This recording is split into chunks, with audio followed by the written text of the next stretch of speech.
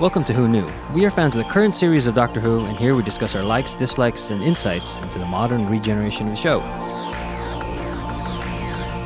Subscribe, review, and listen to us on iTunes or our YouTube channel, youtube.com/WhoKnewPodcast. All our episodes are on whoknewpodcast.com. You can leave comments there or email us at whoknewpodcast@gmail.com. We also have an Instagram and Twitter account. Tweet at us at whoknewpodcast. And find us on Facebook. Today's episode is episode 1 of season 9, The Magician's Apprentice. And with this season, there are two-parters throughout the series. So every episode is going to be one of a two-parter. Except one which we do not speak of. So we'll do something different at the end. Anyway, today's episode is The Magician's Apprentice. The Doctor once speculated about killing a child who grows up to do great evil. Now, he's actually in that situation. This episode is written by Stephen Moffat, directed by Hetty MacDonald. It originally aired on the 19th of September 2015 and was originally watched by 6.54 million viewers. Hi, this is Eugene. Let's introduce ourselves. Hi, this is Brian. Hello, this is Frank. I'm Josh. This is Kelsey. Howdy, this is Albred. A boy is trapped in a minefield during a battle. As he is calling out for help, the Doctor arrives and throws his sonic screwdriver to him so they can talk, trying to get the boy to walk over to him. The Doctor asks what his name is. His name is Davros. The Doctor is shocked and quickly leaves in the TARDIS without the boy. Elsewhere, in various times and places around the universe, Colony Sarf is searching for the Doctor, but no one knows where he is. Even the Sisterhood of Karn can't get him any information, but Sarf still relays the message. Davros knows. Davros remembers. After he leaves, Sister Ohelia turns and calls to the hiding Doctor, asking, "What have you done?" I did think that she called to him quite quickly before the other guy had left. Quite. It's like he was still in earshot if he has you. And weren't there better hiding places than behind a rock? Yeah. And it wasn't even fully behind the rock. Maybe, but he was standing very. Maybe if I stand so still, they will think I'm a rock. It's like, as long as I don't move, because their vision is based on movement. No, that's a T-Rex. No, that's something else, right? I love the cold open. The whole war was great. And then arrows? It really threw you off. What is it? Which is a great way to get you into it. And it's a great callback to Genesis of the Daleks. Yeah, but what's weird is that in Genesis of the Daleks, that one was a little. It fitted better for me because it was like different sorts of rifles. Where this one was a bow and arrow against a plane, and I was like, that's not going to work. But they're desperate. In that was said it was different technologies from different times. But I'm just saying, from like what we saw, I'm like, that arrow is not going to hit that plane. Yeah, but we also saw that guy didn't seem like the best soldier. No, he was compassionate, but he didn't seem like. Like, there goes Ralph. Oh, he's got that bow and arrow. Is anybody gonna tell him? He really loves that bow and arrow. Yeah. He wants to make a point. So it's all Kenzo's fault. Yeah. You should have just killed Davos then. Let him die. Everything would have changed. That's right. I mean, I even like the hand minefield. That was really creepy.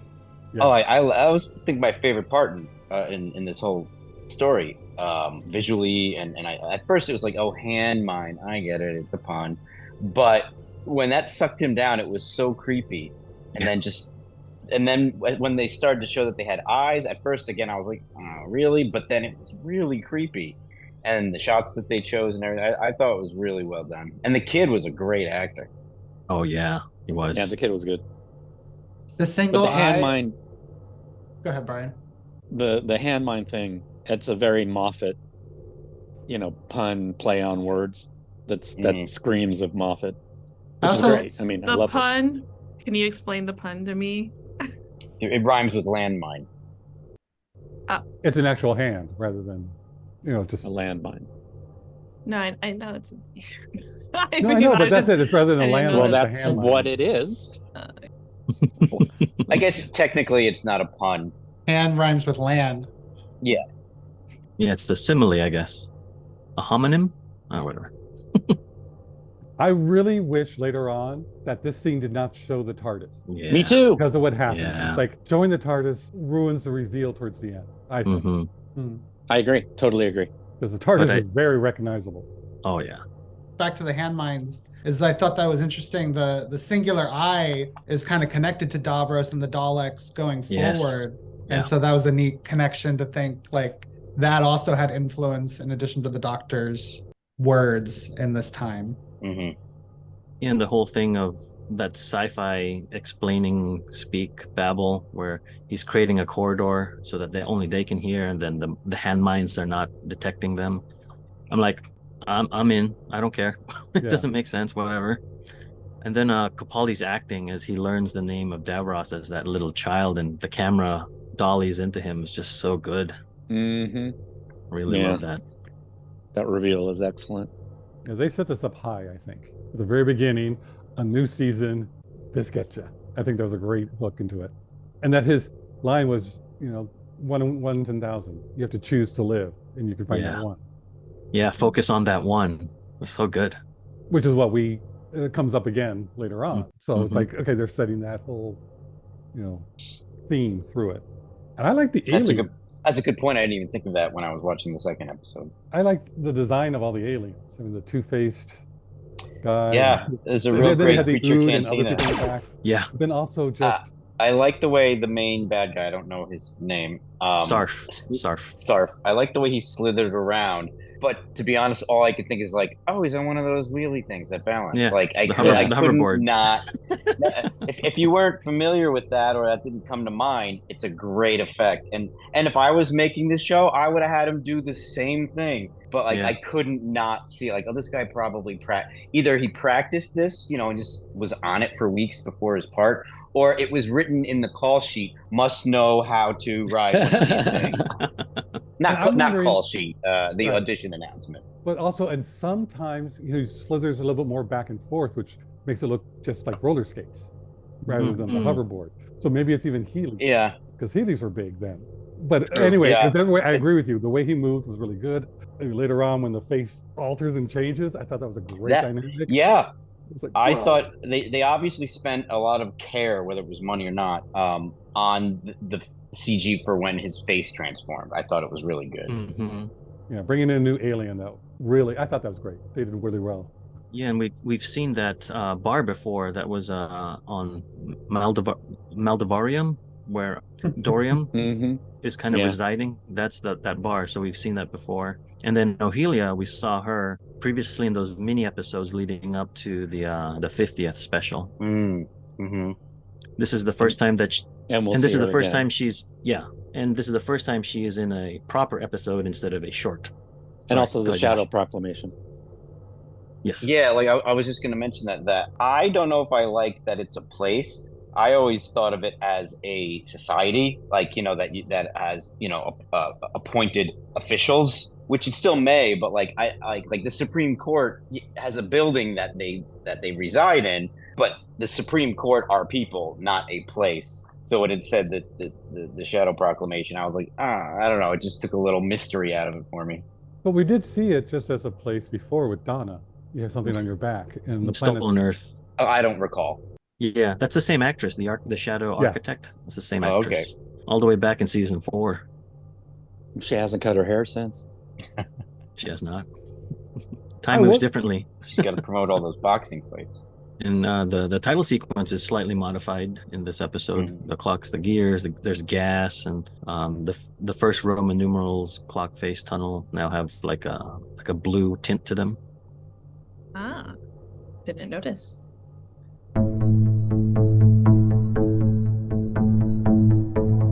On Earth, all the airplanes around the world have just stopped in mid-flight. Clara quickly learns that it's Missy trying to get her attention. Missy tells Clara that no one can find the Doctor, which they both know isn't odd, but he has sent Missy a confession dial, which is a Time Lord's last will and testament.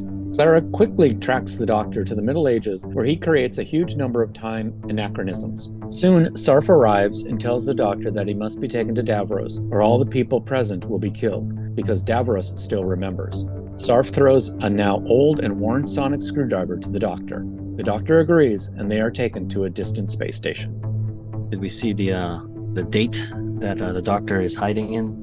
1138 AD, 1138. That's funny. Why? Why is that funny? Yes, I'm really missing a lot of stuff today. George Lucas's first movie was THX 1138. Oh, and I've seen that movie. Okay. Knowing that number just tells people what level of a nerd card you have. So like you're just one notch down from our level. Yeah, I'm that level by proxy. I'm at prestige, but not elite. You haven't bought into all of it yet. I don't know much about Harry Potter. But going back to Clara figuring out where the Doctor is, this is definitely carried over from the previous season where Clara is becoming more and more the Doctor that very much the script needs. Because if Kate from Unit can't figure out where the Doctor is, I'm like, oh, okay, Clara's that smart. Okay. Yeah. Also, when she's talking to her class and she's like, all right, everybody, Jane Austen, fabulous writer, blah, blah, blah, blah, blah, and a really good kisser. It's like, that's such a Doctor. It's like they're making her do the Doctor things. Mm-hmm. Yeah. But they had her very clever and intelligent at the beginning, circling it to be sure that it's not an optical illusion that the plane is not moving, and then starting up, getting them on the phones. Then they come in and say, yeah, they're calling. Oh, that's probably Unit. You just throw that out there? I thought you'd be a little more discreet about who's calling you. Yeah, nothing's a secret anymore. Or everyone who works at the school is just a moron. Which means Clara's not really doing her job, is she? No, she's not. Well, she's trying to get the students, not the teachers. Yeah. And back to the 1138 AD, the Doctor riding in on the tank is using an amplifier from Magpie Electronicals, which is a reference to the Idiot's Lantern. Oh, wow. That's cool. Yeah. That I did not get, so that's great. No, so either. This is also the moment where they've completely thrown out their original concept for the Doctor. When we saw him in Don't Breathe, it was, deep breath. Deep breath. Sorry. Sorry, Don't Breathe is a Sony movie. He's serious, and did he throw the guy off the spaceship? And now they have him coming in with long hair, t-shirt, playing an electric guitar on the tank. It's they've like, oh, the Doctor needs to be silly, so they're turning him into silly. I think I did experience some whiplash at that moment, and I didn't know why. So I'm glad that you brought that up. I was just kind of like, wait, what? I felt a little lost with this version. When I originally saw this episode, I could not stand that whole scene and what was happening with him and everything you were just talking about. Still don't like it, but what I did kind of get this time around was that this is supposed to be like when the whole thing with the confession dial being given the day before you die. I was like, oh, this is him living out his final day. He's just having a party because he's gonna die tomorrow, and that gave it a little bit more of it grounded it a little bit more for me. Like, I still didn't like it, but originally when I saw it, that went over my head, and I was just like, what are they doing? But it's still breaking all the laws of don't tell anyone, don't mix things up from the butterfly effect thing, which they usually bend to a certain extent. But this was just blatant disregard for that idea, throwing caution in the wind, and I still don't even feel like there was enough solid reasoning behind it. And then all these villagers die of the plague in 10 years anyway.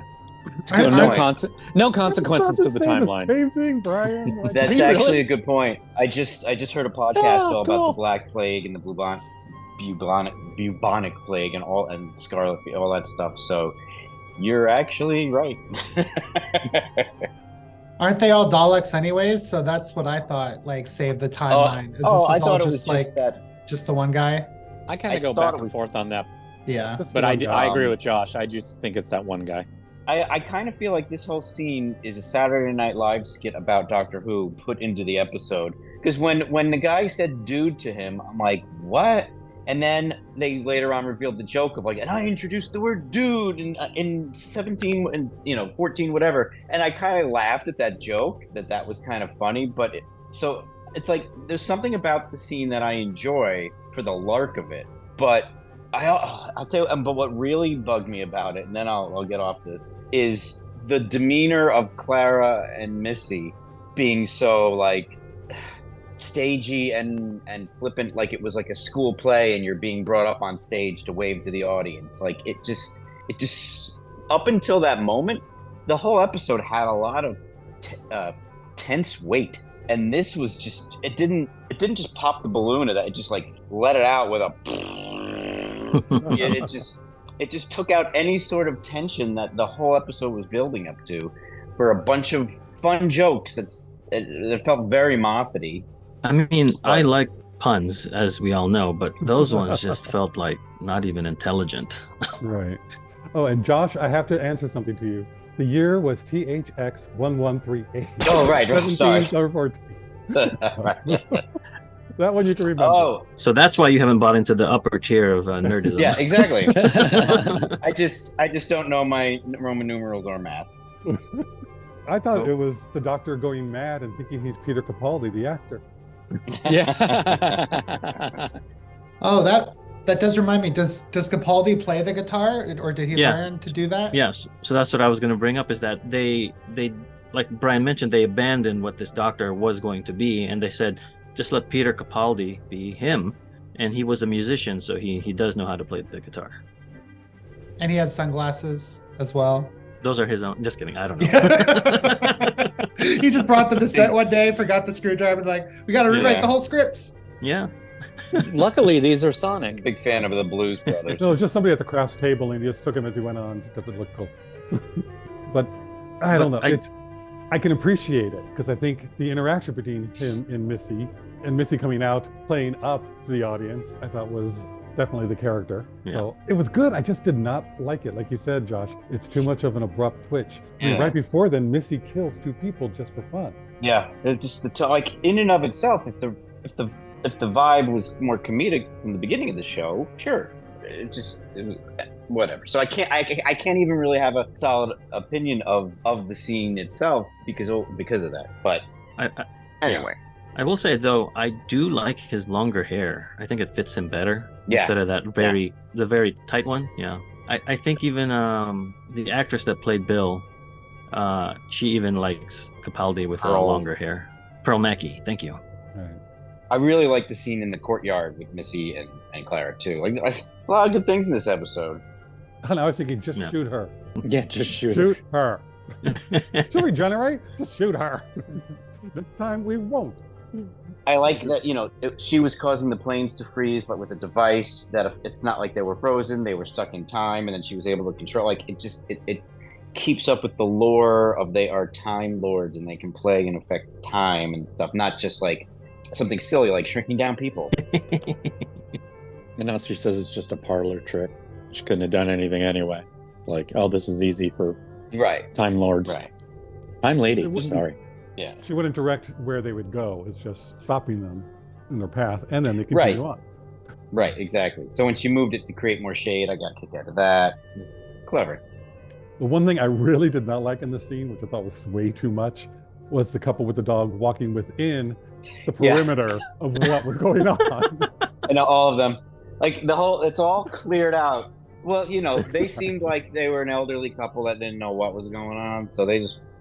And all of the security is standing around, not doing anything. Well, you know what it's like when you're walking. Used it, but they could have used it with them being blocked so they can't come in, and you can just see them. Sure, yeah, of course. Like they're walking in between the guns. But you know what it's like when your dog wants to go somewhere on a walk. You just, I guess he wants to go this way. It's almost like they sat down at the table next to him going, excuse me. This is, I just surprised. I was like, really? That's what you thought to do? Not even just walking behind the barricade? When she said, you're the puppy, I was like, how do you know a dog's a puppy? It could just be like a Maltese or something. That's okay, ageist. the puppy, the dog. I thought she was going to go, no, I'm not the puppy. We've already done the puppy. I love that led into the Missy is the Missy and the Doctor are best friends. I loved that. I thought that was great. Yeah, that I like. A little like Ralph Wiggum, who forces the best friend relationship onto the other person. No, I don't think it's like that. I think I don't either, but her cheerfulness about it just reminded me of that. Oh, right. Oh, okay. Yeah, as a modern Who viewer, being introduced to the Master with, I guess, the TV movie, and then more officially, not officially, but more concretely, the Prime Minister, John Saxon, with the Master, it just always felt like the villainous foil instead of the frenemy that classic Who has kind of turned the Master, or originated the Master to be. So this Missy relationship is going back to that, and that was new for me, so I did not understand it that well at the time. When she said that, or referred to it, talked about it, the first image that popped into my mind was the episode with the watch? I don't know, when they show the Doctor and the Master as children at the Trial of the Drums, or whatever the heck it was called. The schism? Yeah, that's that's the one where Utopia. The one after Utopia. The one after Utopia. So Last of the Time Lords. Last of the Time. That's what flashed in my mind of, like, they have been together since they were children. Right. So, like, even if they grow up to be enemies, they're still. Yeah, they were. They're frenemies. In that episode, they were even talking about. Do you remember the estates on Gallifrey and the red grass and that's what all the good times we had. I mean, it's basically Magneto and Dr. X. Okay, or Professor X. Yeah, that's exactly Dr. X. So there's my nerd card for you, Josh. Well, I'm going to raise you. It's kind of like Superman and Lex. What would one be without the other? What would Batman be without the Joker? And you could see from the, it's different ways of doing it, but it is kind of like, they're the perfect opposites that go well together. I mean, Michelle Gomez is fantastic, but knowing where this character ends up, unless I'm just making it up or whatever, but I can see the seeds of her arc, her character arc. Yes. Going to where she ends up. Yeah. Whether it's intentional or not, like in retroactively, I can like see how she turns into that person. Maybe I should bring this up at the end of the next episode, but I just want to know, did the Doctor factor in how many people were going to die with Missy? That she was going to kill those people in his big grand plan? Which people? Yes. Yeah. I do wish. Two of the security, two of the unit people. That is one part I wish they didn't do. And then the other one killed.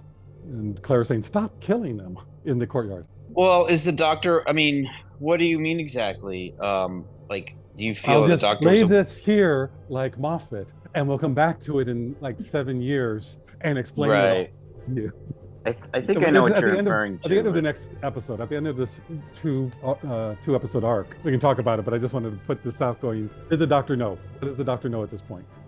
For me, rationalizing it in my head is that the Doctor and Missy are both Gallifreyan Time Lords, so there is a sort of blind spot in the way they perceive time if it was linear. So there is things that Missy can do that the Doctor cannot see, and vice versa.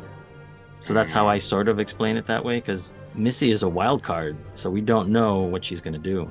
That's a good point. But the other part of it too, for me, is that death doesn't always mean death in Doctor Who. So she could have just been teleporting them to what is it called, Paradise or the Promised Land.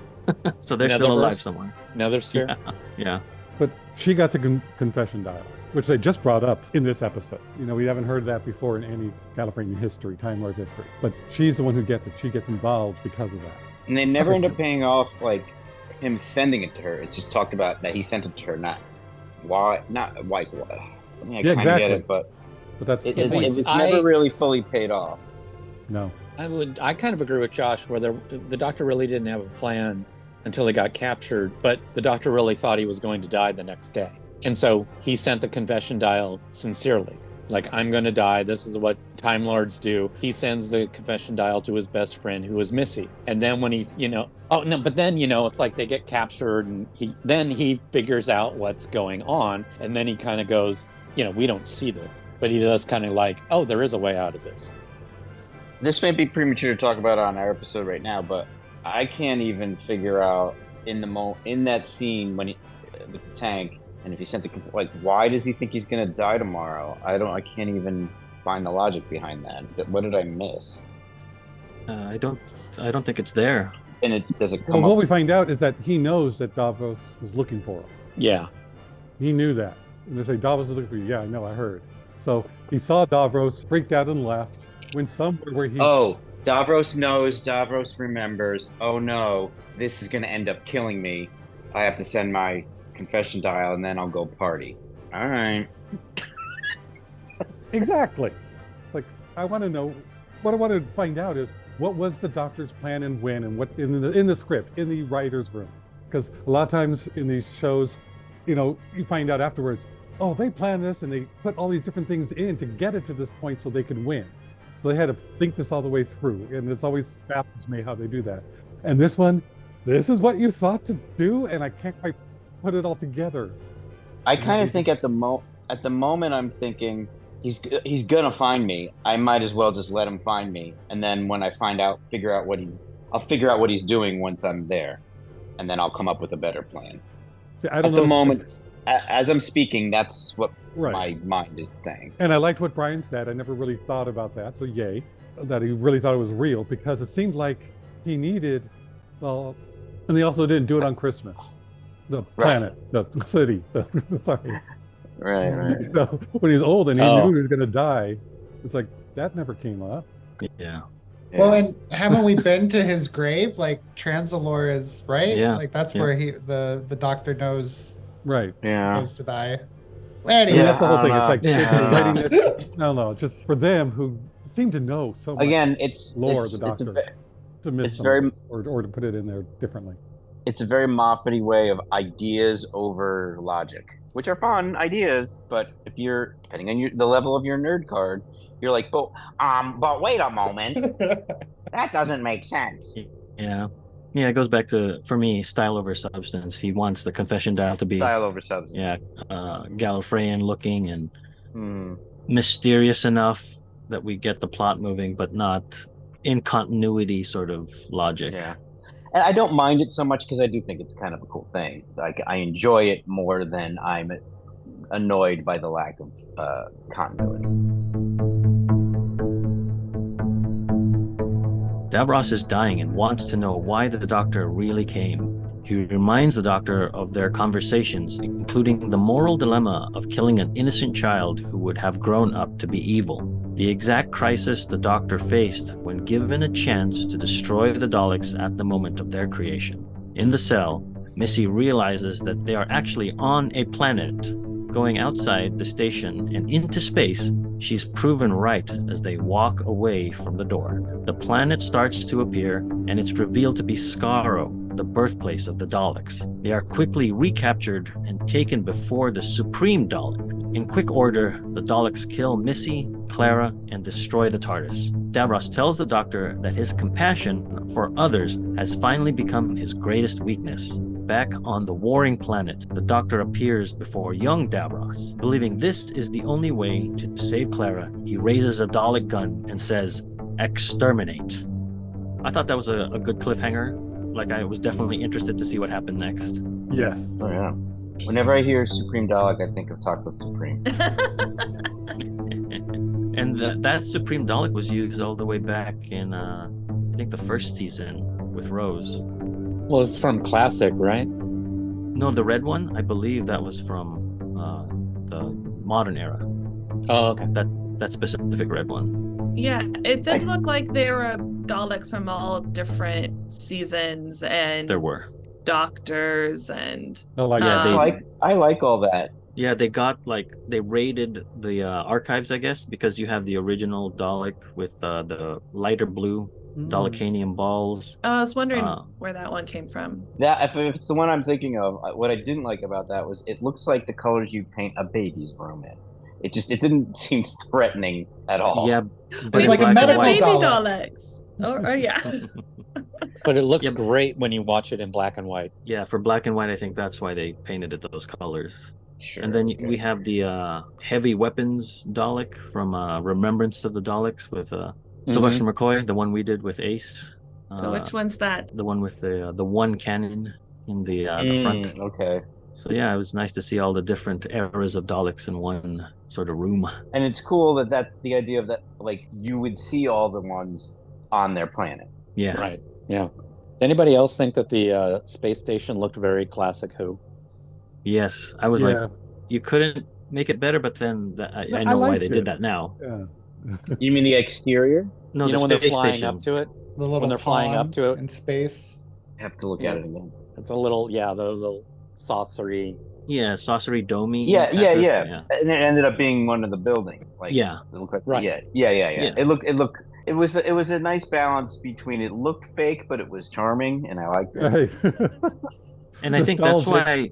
Yeah, I think that's why I didn't like it, because it reminded me of like hanging something on a string and spinning it around in a black background. Oh, I loved that. But then now when they do it, now I understand why they do it, because they're homaging the classic era. But I'm saying that when I originally watched it, I was like, what? Right. You couldn't make it better? But now, it doesn't fit. Knowing what I know, I like it. I definitely can see that. And we know, I mean, all this, like I said, all the CG budget went to the snake guy. Yeah. I like the exteriors of the Dalek city. I thought a lot of those flying around the wides were cool. And I also like seeing all the Daleks flying, like even though they're really tiny. I like the sense of scale and the idea that, there's thousands of these things all throughout the city. Yeah. And again, the Doctor and Missy were just great as he's being escorted out. Gravity. I know.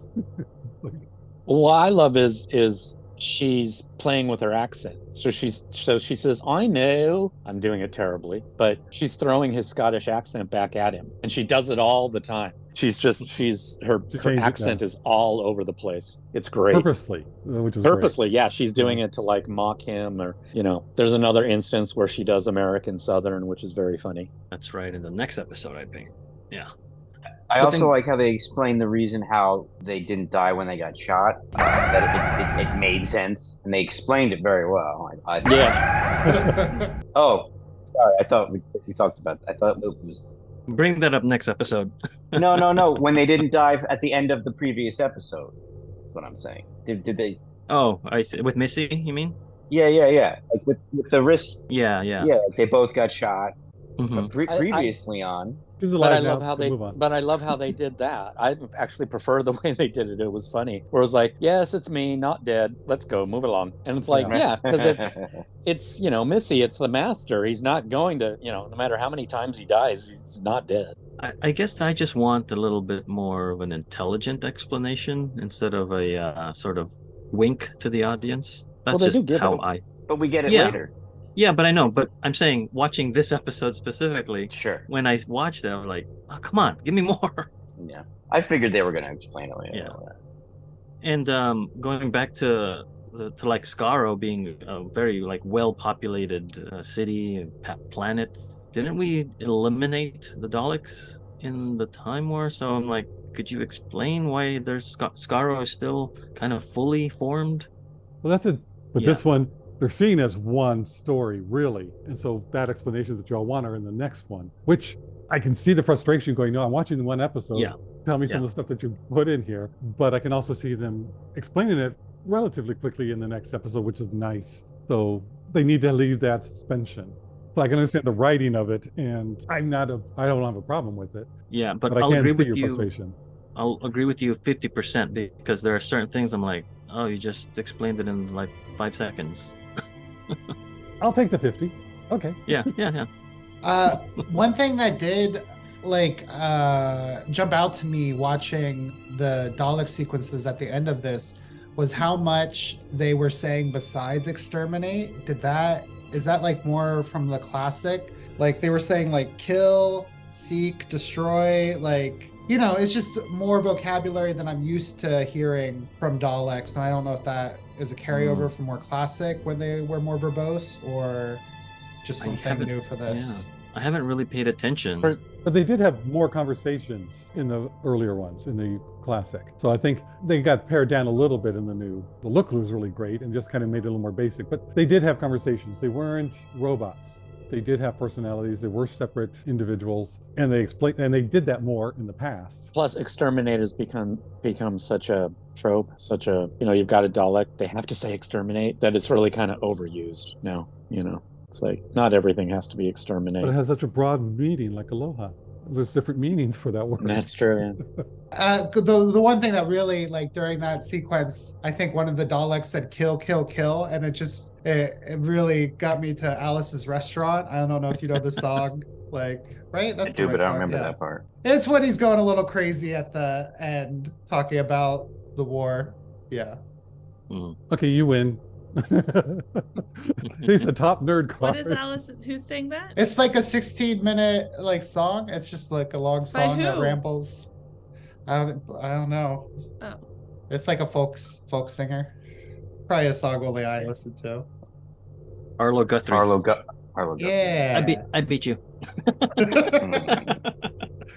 Yeah, don't listen to the whole song for this one part. Like, you've had to have known the song before watching this. Yeah.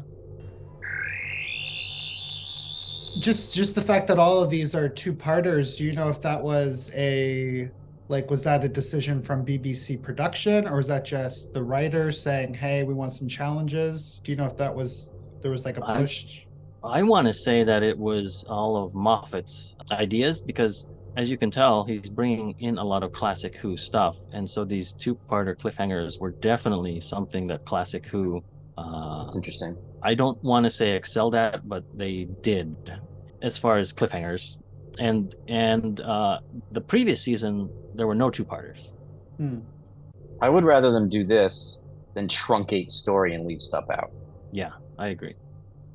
So, quick note, there is a prologue to the entire season 9 episode, and that's on the DVD, where the Doctor meets Ohelia on Karn, and it's very much a vague type of mysterious conversation that they're having, because he's referring to an old friend and referring to this old friend as a he. So you're thinking, is it the Master? Because of regeneration, we saw Missy get shot in the last season, but then in hindsight, it might be Davros because of what's going on in these first 2 episodes. So there's that. And then there is a prequel to this specific story arc that we're doing now, called The Doctor's Meditation, which is with that Viking barbarian Bors, and that whole thing of what the Doctor is doing in 1138 AD. And that's all on the DVD? Yeah. It's also on the internet. I can share that with all of you, and you can watch it. Sure, if you would. Where did it originally play, for people? Doctor's Meditation was released theatrically when they premiered these 2 episodes, The Magician's Apprentice and Witch's Familiar, because it ties directly into why the Doctor is stuck in 1138 AD. And then the prologue was a web release, which is more specific to season 9 as a whole. All right, so this also brings back the behind-the-scenes type of stuff that they didn't really have as much focus, and they renamed them to Doctor Who Extra instead of Doctor Who Confidential. So those are back on there. And Moffat said that he brought back Missy because Michelle Gomez did a great job, and he said it was plain and simple. So that's the only reason, or he said that was my reasoning for bringing her back, not any grand planning or writing wise. It was just that she was great in the last season, and he wanted more of her. Yeah, good. Yeah, I always enjoy when they play with other incarnations of the Doctor in an episode, where they either show them or talk about them or anything like that. So I really like that they did that in both of these episodes, but this one especially. Yeah. Oh, and going back to Unit, we didn't mention that they have a Doctor channel. Thought that was funny. Yeah. What do we all think about the "Hey Missy" introduction? Hey Missy, you're so fine. I think I mean it's in line, because even the Saxon version, when he got crazed, he was very playful. I mean, theatrical. I think it worked. At first I was like, what? and annoyed. Yeah. And then when I figured out what was going on, I was like, oh, okay. She's so like that it worked. I like the overtopness of it. I agree. Like, because you're coming from that really serious moment, like what's going on, and then this is just very absurd almost. Yeah, very absurd. And I think Missy does that throughout, right? Like, definitely like capitalizes on that absurdity, and that's also what makes her a little scary, because she will just kill people at random. So going through the cast real quick, we have Michelle Gomez coming back as Missy, Gemma Redgrave as Kate, Nicholas Briggs as the voice of the Daleks, and then we mentioned Kelly Hunter as the Shadow Architect that we saw way back in The Stolen Earth in Season 4, and Julian Bleach as Davros comes back, who we also first saw all the way back in Season 4 in The Stolen Earth. And Julian Bleach was also the ballet instructor in Avengers Age of Ultron, the Nightmare Man in the Sarah Jane Adventures, the Ghostmaker in the Torchwood episode From Out of the Rain, and then Jamie Reed Quarrell plays Colony Sarf, the snake person. Jay Griffiths plays Jack. We will see her again later in the season. I did like her character. Who is that? The information unit tech person. She had the long black hair talking to Kate.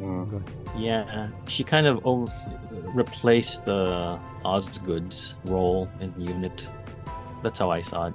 The character had depth. I mean, she was a fully formed character feeling.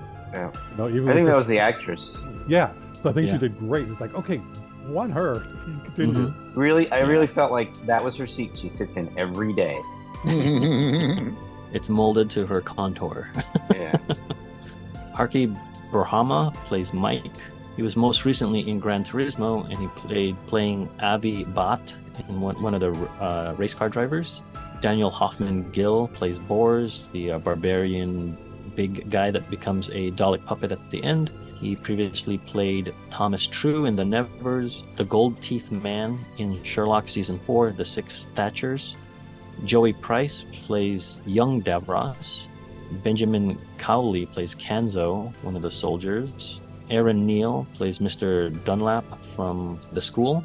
He was a resistance officer in Star Wars The Rise of the Skywalker, and Sergeant Khan in Tolkien.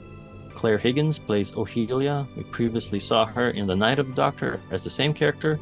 She is also in the prologue, as I mentioned earlier, and she is Julia from Hellraiser 1 and 2 for all the horror fans out there.